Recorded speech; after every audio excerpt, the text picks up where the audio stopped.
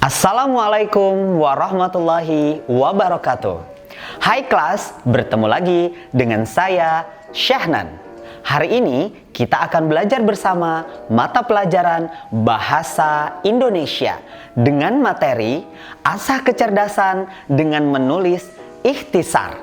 Ayo semangat, kita belajar bersama. Tujuan pembelajaran: setelah mempelajari materi ini, siswa diharapkan mampu.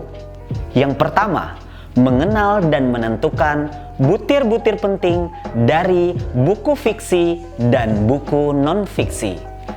Yang kedua, menulis ikhtisar dari dua buku fiksi dan buku non-fiksi.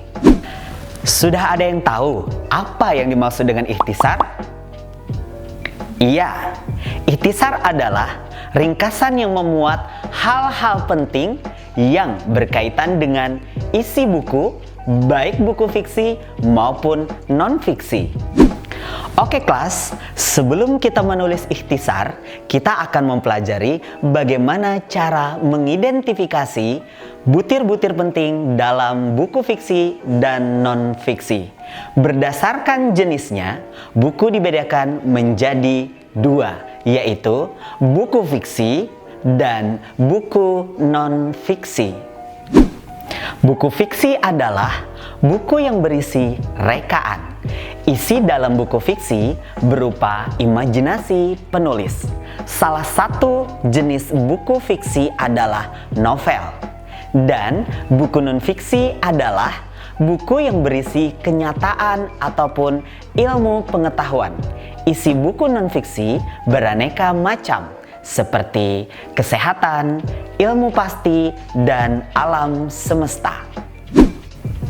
Oke kelas, seperti yang kita ketahui, buku fiksi berisi cerita rekaan. Misalnya novel, roman, dan fabel. Dan di sisi lain, buku non-fiksi pada umumnya berisi penelitian, riset, dan pengalaman yang bersifat ilmiah. Kedua jenis buku tersebut dapat menambah wawasan Anda jika dibaca dan dipahami dengan seksama. Oke kelas, jadi ciri-ciri dari buku fiksi adalah: yang pertama, ditulis berdasarkan imajinasi pengarang. Yang kedua, sering menggunakan bahasa konotatif. Dan yang ketiga, terdapat pesan moral dalam ceritanya. Ciri-ciri dari buku non-fiksi. Yang pertama, ditulis menggunakan bahasa formal. Yang kedua, bersifat faktual atau fakta. Dan yang ketiga, berbentuk tulisan ilmiah populer. Oke kelas, kegiatan membaca saja tidak cukup untuk mengoptimalkan kemampuan berpikir dan mengasah kecerdasan Anda. Untuk itu, Anda perlu melakukan kegiatan yang produktif dengan menulis, misalnya menulis ikhtisar. Kegiatan membaca dan menulis ini disebut kegiatan literasi. Ada beberapa hal yang perlu diperhatikan dalam melakukan kegiatan literasi, yaitu teknik membaca efektif dan efisien, serta pencatatan butir-butir penting dalam buku. Oke kelas, teknik membaca dengan teknik SQ3R sangat efektif untuk membandingkan buku-buku fiksi dan non-fiksi. Yang pertama yang harus dilakukan adalah survei. Yang kedua, question atau bertanya. Yang ketiga, membaca atau reading. Dan yang keempat, menceritakan kembali atau recite. Dan yang terakhir, meninjau ulang atau review. Selanjutnya, kita akan menyusun ikhtisar buku fiksi dan non-fiksi. Menulis butir-butir penting dalam buku melalui teknik membaca SQ3R dapat dijadikan patokan atau kerangka memudahkan pembaca untuk menyusun ikhtisar.